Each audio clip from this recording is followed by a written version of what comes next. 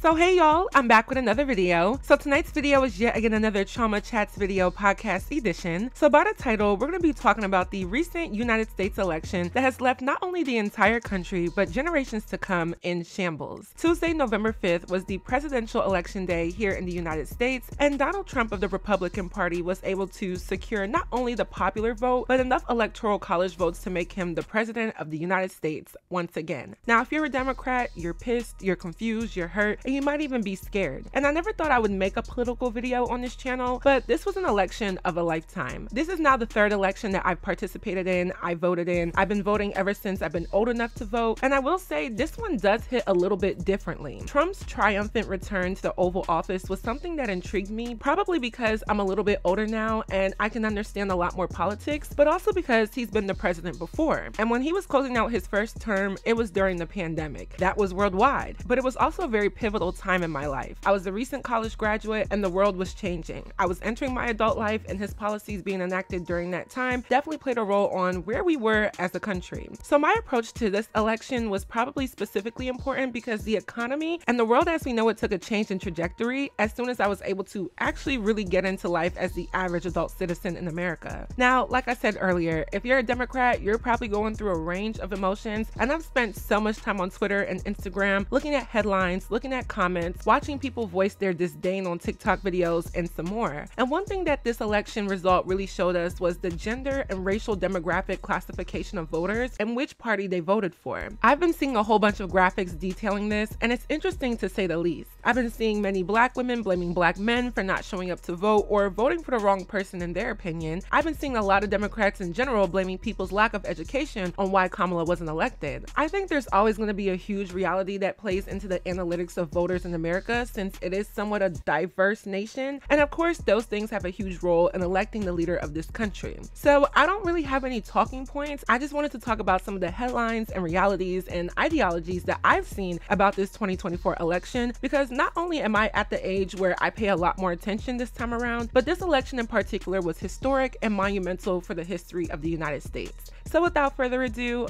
let's get right into this video. So I don't know how safe it is to say who I voted for. I don't think my platform needs to be used to advocate for anything political. I believe in my beliefs, and that's just that. I know some people feel like social media influencers have an obligation to promote certain moments or speak up for certain things, but not only is it risky, but if you're not super involved in politics or educated in politics, or if your brand's theme is not politics, I personally feel like you should keep your political viewpoints to yourself unless you feel it within your spirit to really tackle the topic. And I'll be clear, I'm not one of those people, so if I misspeak, feel free to correct me, but I still have my thoughts. Now, one of the main themes or things that I just heard in regards to this election were people not being able to make a choice on either candidate. And it wasn't because they're an independent or they're not Republican or Democratic. I think social media and our ability to have information at our fingertips, the ability to pull things up from years ago, how AI is incorporated in the media, and how easy it is for misinformation to be spread definitely trickled into the minds of a lot of people. So it's like, if you're not far right or far left, you're one of those people that maybe you didn't know who to vote for, or maybe you have your own morals and standards and things that you look for in a leader, and it just wasn't prevalent in either candidate. All of that is fair. But I think with this election, if you don't belong to a certain party, or you are someone who can operate as an individual more than you can operate on being attached to or identifying with a party, that's probably where your vote selection went to. There's some people that said that they couldn't vote for Kamala because some of the things that she led with in her policies, or was simply Democratic attached to her, they just didn't agree with. Some people don't like the fact that the Democrats essentially have been funding Israel or not appealing to a specific type of voter, and thinking celebrities would be the way to appeal to certain generations or demographics of people. There's some people where that just simply doesn't align with them. And then there's some people who said they couldn't vote for Trump due to his brash personality, the fact that he is a convicted felon, some of his policies that may directly affect people, such as immunity for the police and the attacks on the Department of Education. And I know some people equated the Project 2025 idea to Trump, and he has said that's something that he's not endorsing, but I do think that some of the things on Project 2025 seem to kind of correlate to some of Trump's policies. So there were some people who genuinely just can't get over the fact that he has a past of obvious disrespect for women and different minority groups, and is really operating on law and order, and that sounds pretty scary to some Americans who don't have certain privileges. So I think that's what most of this election was about, and I think that's why it's very emotional. People putting aside having to identify with a certain political party party and base it on the morals and standards and necessities they need their leader to advocate for.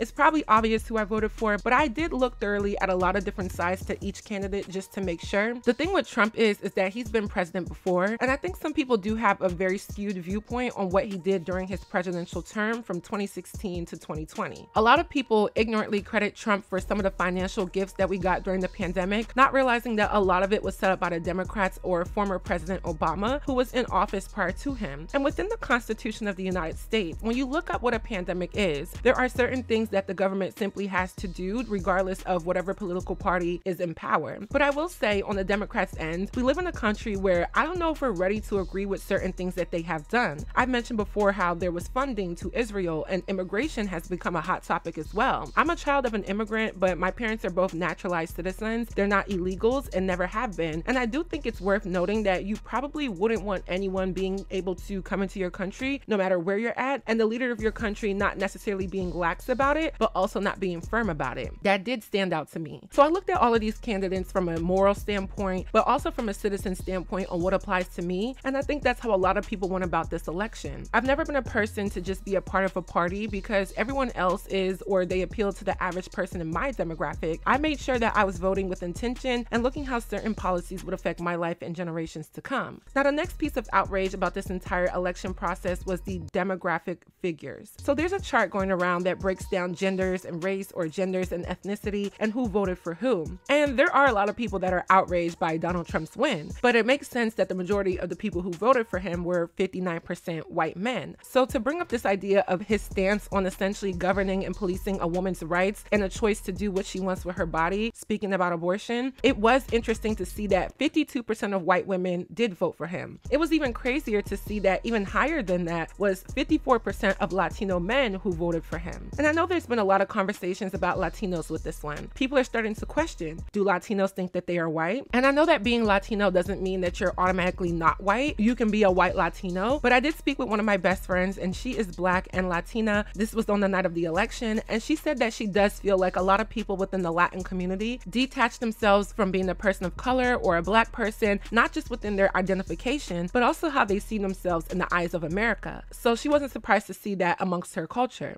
Now, as soon as these results went up, Black women were chowing down on Black men about how they no longer support Black men, they won't be protesting for Black men if Black men are antagonized by the police, and that Black men probably did not vote for Kamala because they are not only anti-Black, but anti-women. But then when the chart dropped, it showed that 78% of Black men did vote for Kamala Harris, and 20% voted for Trump. That doesn't surprise me that, of course, a higher percentage of Black men voted for Trump than the percentage of Black women. I do think there is an anti-woman undertone in the Black community in America, but I don't think that Black men are to blame here. I feel like the numbers are not staggering enough with the Black men split for them to be at fault. If they were closer to a 50-50 split, then we would have a conversation, but it was definitely majority Black men voting for Kamala. You're always going to have those Republican Black men who aren't going to support anything a Black woman or a woman of color does, or maybe they just aren't democratic, but I feel like Black women's energy from what I saw could have been a lot heavier on white women, because white women and Latino men were way too close on the Republican side to blame Black men for anything. And some people may argue that 20% of Black men voting for Trump is a lot, but it's definitely nowhere near the actual reason for all of this. White women essentially voted for a man who was not making any excuses for what he thinks about abortions. And to his credit, for Trump, I do believe Trump has said that he would leave it up to the states to decide on their own about abortion laws. But the reality is, when he wins electoral college votes in more conservative states such as Texas, Georgia, and even my home state of Pennsylvania, I think he's somewhat endorsing how he feels as well. So for the white women who voted for him, women's rights was not at the top of their voter criteria, because white women understand that they're way more protected than any other race of women in America, and in certain conservative states, they don't see themselves as equal to any woman. I do think the Democrats really pushed a lot of talk on the women's rights, and it's like a double-edged sword. On one end, it's like, Kamala, yes, you're a woman, so of course you have to speak for women's rights, and people wanted to see that. But on the other end, does it appeal to all voters, and is it as big as an issue as other things, such as inflation, price control, immigration, and things of that nature? So when we're talking about women voters, I think the results showed why certain voters voted for someone who has certain ideologies about women. On the other hand, I do see that a majority of Latino women, and of course Black women, voted for Kamala Harris, which wasn't a surprise, and I hope it's because people believed in her and her policies and her ability to run this country. I obviously believe that she was the more qualified candidate of the two. And people did have a lot of critiques for Kamala because she has the responsibility of carrying the majority of Black voters, but it is kind of difficult when there's a good population of Black people who don't even vote at all. So yeah, for me, I wasn't here for the hotties for Harris or any of the other ploys to appeal to younger Black people, but I also feel like what else could she have done to appeal to certain people, especially Gen Z? I have my theories on that, but I think it was an attempt to appeal to those who maybe are first-time voters or wouldn't normally vote any other time. Because those of us who are Black and also educated, we don't need gimmicks and charades to take us to the polls. We just need a candidate who is ethical in what we believe in, whether you're red or blue, and who we can see is the best fit to run our nation. So I will say, I think when you look at the demographic of people who are interested in either candidate, you can also rate who did a better job at speaking to their respective groups of people. I saw a statistic and it said it was mainly uneducated white men who voted for Donald Trump, and then it was mainly educated women, but primarily educated Black women who voted for Kamala Harris. And I do think her being an HBCU graduate and also a member of Alpha Kappa Alpha Sorority Incorporated definitely played into that, because HBCU graduates as well as Divine Nine Greek Life are going to have some of the most educated Black people who are definitely going to push and inspire people to vote. But to that point, I think that Trump's harsh delivery, sassy and satirical attitude, and uppity wittiness appeals to his audience better than Kamala appeals to her audience. And when you think about who actually supports Trump, it kind of does make sense how he is able to appeal to them. That's just my opinion. One more thing that I wanted to touch on were the actual voting numbers. It was really shocking to me that the Democrats lost the popular vote, and I think that does show that regardless of your affiliation, America does not like and was not ready for a Black woman or woman of color to be president. And the reason why I'm using those terms interchangeably is because I know Kamala's race was up for debate during this campaign. Some people see her as a Black woman and some people don't. But the popular vote was 72 million votes for Donald Trump and 67 million votes for Kamala Harris. And I read that the Democrats haven't lost a popular vote since 2004. And that speaks volume to me, because essentially that means that the Republicans that have been in office have won based on electoral college votes. And what electoral college votes are is that every state has the same number of electors as it does members and its congressional delegation. Pretty much one for each member of the House of Representatives plus 2 senators. There's a total of 538 electors, and a majority vote of 270 electoral college votes is required to elect a president. So it's always a race to 270 votes, and every state has a different amount. Some states are larger than others or just have more of a pull than others, and these are often referred to as swing states because they can be the difference between who wins. I'm from Pennsylvania. Pennsylvania is a state that has 19 electoral college votes, so that's a lot. But also Florida with 30, Georgia with 16, Michigan with 15, and there's 8 states that are super important in an election. Mind you, Texas has 40, which Trump won, and California has 54, the most, which Harris won. Trump ends up getting 295 electoral college votes, and Harris got 226 electoral college votes. So technically it was kind of close, but Trump did have a majority that was sizable. And like I said, the votes were distinctively different than usual. Even when Hillary Clinton ran, she had more popular votes than Trump. So essentially people rather vote for a man who has 34 felony counts, 1 conviction, 2 pending cases, 2 impeachments, 6 bankruptcies, and also give him